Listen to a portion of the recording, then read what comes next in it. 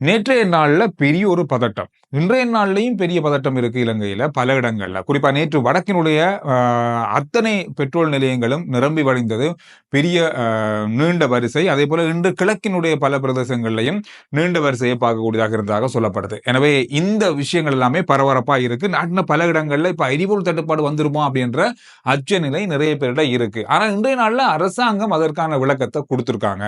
நேற்று நாம பேசின விஷயம் தான். இலங்கையில உடனடியா பெட்ரோலோ அல்லது எரிபொருளோ தட்டுப்பாடாகிறதுக்கு வாய்ப்பே இல்ல. காரணம் என்னன்னு சொன்னா, அரசாங்க பக்கமாவே இன்றைய நாள் உறுதிப்படுத்தப்பட்டிருக்கு. 2 மாதத்துக்கு தேவையான எரிபொருள் இலங்கையில கையிருப்புல இருக்கு. 2 மாதத்துக்கு. அது மட்டும் இல்லாம 2 மாசத்துக்கு பிறகு பாவிக்கக்கூடிய எரிபொருள நாங்க இப்பவே ஆர்டர் செஞ்சிருக்கோம். அது இப்ப இல்ல. போற 2 3 கிழமைக்கு முதலே ஆர்டர் பண்ணியாச்சு. அது எல்லாமே வந்து கொண்டிருக்கு. எனவே தேவைக்கு ஏற்ற இந்த வருஷத்துக்கு ஏற்ற அத்தனை எரிபொருட்களுக்குமான கொள்வனவு நடந்திருக்கு. கப்பல்கள் தேவைக்கேற்ற மாதிரி வந்து கொண்டிருக்கும். அதனால எரிபொருள் தட்டுப்பாடு ஏற்படும் என்ற பொய்யான செய்திகளையோ அல்லது பொய்யான வதந்திகளோ நம்பி மக்கள் பதட்டமடைய தேவையில்ல. இலங்கையில எரிபொருள் தட்டுப்பாடு இல்ல. தாராளமா எரிபொருள் கிடைக்கும். இந்த விஷயத்தை இன்றைய நாள அரசாங்கம் உறுதி செஞ்சிருக்காங்க. உண்மையை சொல்ல போனா உலக நாடுகள்ல இப்ப இருக்கிற ஒரு பதட்டம் அதுதான். ஆனா அது நம்ம நாட்டுல இருக்கான்னு பார்த்தா எல்லா நாடுகளும் சேகரித்து வைக்கிற மாதிரி இலங்கையும் சேகரித்து வச்சிருக்கு.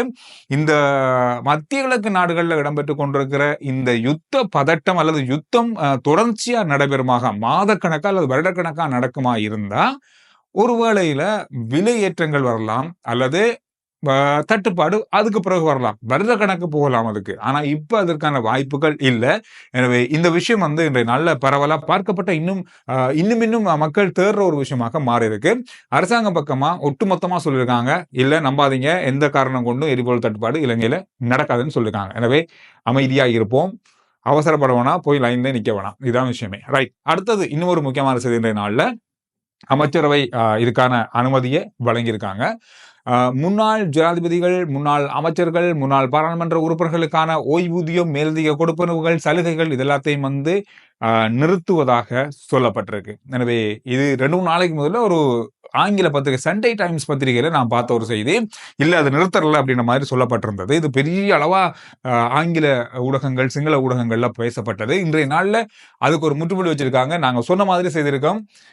முன்னாள் அமைச்சர்கள், பாராளுமன்ற உறுப்பினர்கள் 5 வருடங்களுக்கு மேற்பட்ட பாராளுமன்ற அனுபவம் உள்ளவங்க அல்லது பாராளுமன்றத்தில் இருந்தவங்களுக்கான ஓய்வூதியம் கொடுப்பாங்க. இது எல்லாமே இடைநிறுத்துறதாக இன்றைய நாள்ல அதுக்கான அனுமதியும் வழங்கப்பட்டிருக்கு. வருகின்ற நாட்கள்ல வரப்போற காலங்கள்ல இது இருக்காதுன்னு சொல்லியாச்சு. சரி. இதோட முதியவர்களுக்கான ஒரு என்னது நிலையான வைப்பு அதாவது பிக்ஸ் டிபாசிட்டுக்கான ஒரு திட்டத்தை புதிய திட்டம் ஒன்றை அறிமுகம் செஞ்சிருக்காங்க.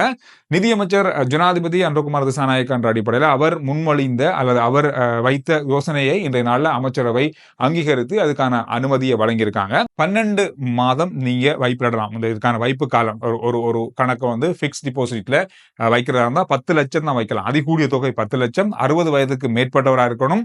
ஜூலை 1ஆம் தேதியிலிருந்து 31ஆம் தேதிக்குள்ள திறக்கப்படுகின்ற கணக்குக்கு தான் இது செல்லுபடியாகும். இப்ப வழங்கப்படுகின்ற பிக்ஸ் டிபாசிட்டுக்கான அல்லது நிலையான வைப்புக்கான வட்டி கொடுப்பாங்க தானே, அந்த வட்டியை விட 3% அதிகமாக இதுக்கு கொடுக்கப்படும் என்று சொல்லப்பட்டிருக்கு. இது 60 வயதுக்கு மேற்பட்டவர்களுக்கான கணக்காக இருக்கும். இந்த விஷயம் இன்றைய நாள்ல முக்கியமான ஒரு செய்தியாக நிறைய பேர் தேடிய ஒரு செய்தியாக கடந்த காலங்களில், அதாவது கடந்த 2 வருஷத்துக்கு முதல்ல இந்த 60 வயதுக்கு மேற்பட்டவர்களுக்கான ஒரு நிலையான கணக்குக்கான வட்டி வீதம் கொஞ்சம் அதிகமா இருந்தது. அதுக்கு பிறகு அது இந்த பொருளாதார பிரச்சனையால அது எல்லாமே இல்லாமக்கப்பட்டு மீண்டும் அது கொண்டு வரப்படும் சொன்னாங்க. ஆனா இதுவரைக்கும் இல்ல. இப்ப அது கொண்டு வரப்படுது. இப்ப வழங்கப்படுகிற வட்டி வீதம் எவ்வளவோ அதுல இருந்து 3% இவங்களுக்காக கொடுக்கப்படும் என்று சொல்லப்பட்டிருக்கு. மேலதிகமான தகவல்களை நீங்க வங்கியோடு தொடர்பு கொண்டு கேட்டுக்கொள்ளக்கூடியதாக இருக்கும். ஈரான் இஸ்ரேலுக்கு இடையில் ஏற்பட்டிருக்கிற போர் நிலைமையானது நாளுக்கு நாள் தீவிரமடைய ஆரம்பித்திருக்கு. இதன் காரணமாக அங்கு அதாவது இந்த 2 நாட்டிலையும் இருக்கிற இலங்கையர்கள் தொடர்பாக இப்பொழுது கவனம் செலுத்தப்படுகிறது. அமைச்சர் விஜித ஹேரத் இன்றைய நாள்ல ஒரு முக்கியமான அறிவித்தலை சொல்லியிருந்தாரு. ஈரான் தலைநகர் தெஹ்ரான்ல இருக்கிற இலங்கை தூதரகம் தற்காலிகமாக மூடப்பட்டு வேறொரு இடத்துல இது வந்து இயங்கி வருது அப்படின்னு சொல்லியிருக்காங்க.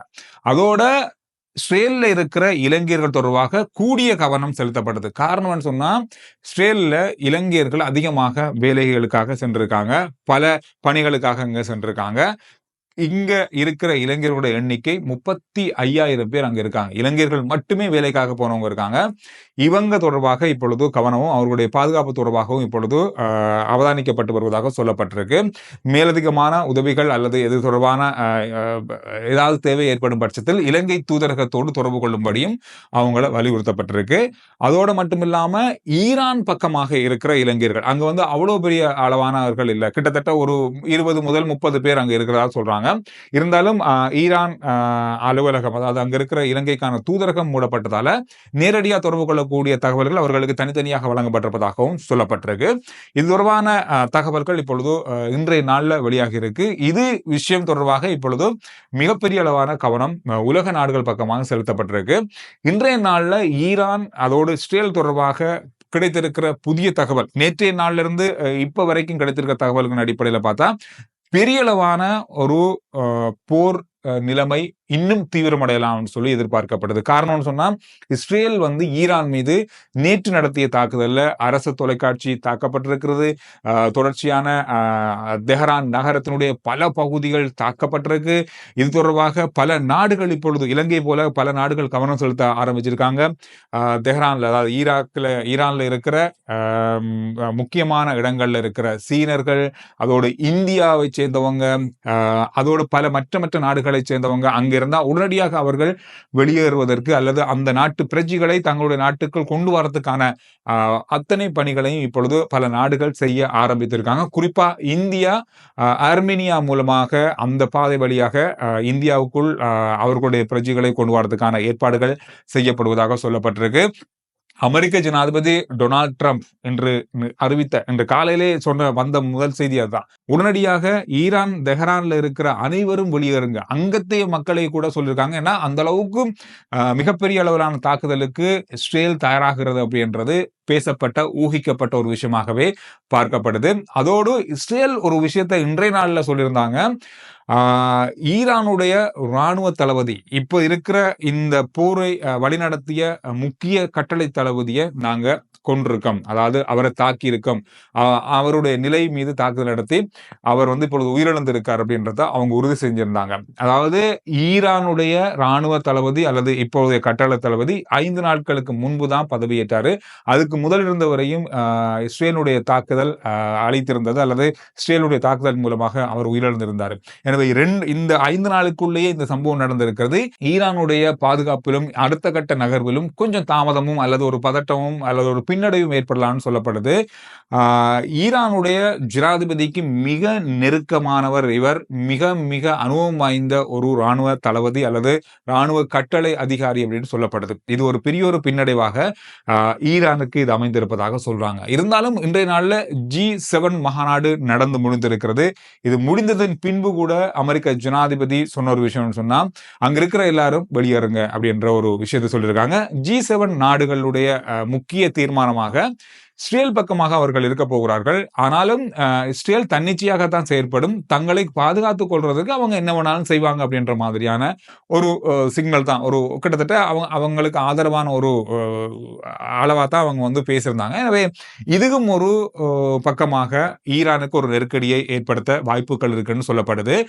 ஈரான் தொடர்ச்சியாக இஸ்ரேல் மீது இன்றும் ஏவுகணை தாக்குதல் நடத்திருக்காங்க. ஆனால் 2-3 நாளைக்கு முதல் இருந்த அளவான அல்லது 200-300 ஏவுகணைகளை ஒரே நேரத்தில் செலுத்தியது போது இல்லாம குறிப்பிட்ட அளவான ஏவுகணைகள் தான் செலுத்தப்பட்டிருக்கதா சொல்லப்படுது. இன்றைய நாள்ல இஸ்ரேல் எதிர்பார்த்தது அதிகளவான தாக்குதலை ஈரான் வந்து நமக்கு தருவாங்க அப்படின்ற நேற்றைய நாள்ல அரசு தொலைக்காட்சியா இருக்கட்டும், மிக முக்கியமான இடங்களா இருக்கட்டும், இராணுவ கட்டளை தலைவருடைய இழப்பாக இருக்கட்டும், எல்லாத்தையும் தாங்கிக் கொள்ளாத ஈரான் பெரிய அளவாக இஸ்ரேல் மீது தாக்குதல் நடத்துவாங்கன்னு சொல்லப்பட்டாலும் இதுவரைக்கும் அந்த அளவு பெரிய தாக்குதல்களை ஈரானால செய்ய முடியாமல் இருக்கு அப்படின்ற மாதிரி சொல்லப்படுது. ஆனாலும் இன்னொரு பக்கம் சொல்லப்படுது, எதிர்பார்க்காத நேரத்துல ஈரான் தாக்குவாங்க, அதற்கும் இஸ்ரேல் தயாராக இருப்பதாக சொல்லப்படுது. எனவே இந்த போர் பதட்டம் அப்படின்றது ஒரு உச்சகட்டத்தை அடைந்திருக்கு அப்படின்றதுதான் இப்போதைக்கு கிடைத்திருக்கிற தகவல்.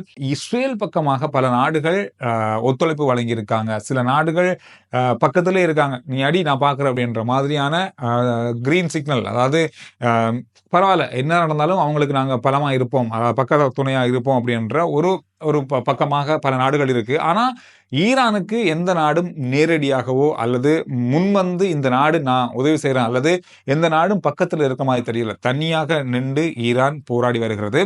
ஆனா ஈரானிய ஜனாதிபதி பக்கமாக அல்லது அவங்களுடைய உத்தியோகபூர்வ இணைய பக்கமாக வந்த செய்தியின் அடிப்படையில் பார்க்க போனா வெற்றி மிக விரைவில் இருக்கு அப்படின்ற மாதிரி ஒரு செய்தி.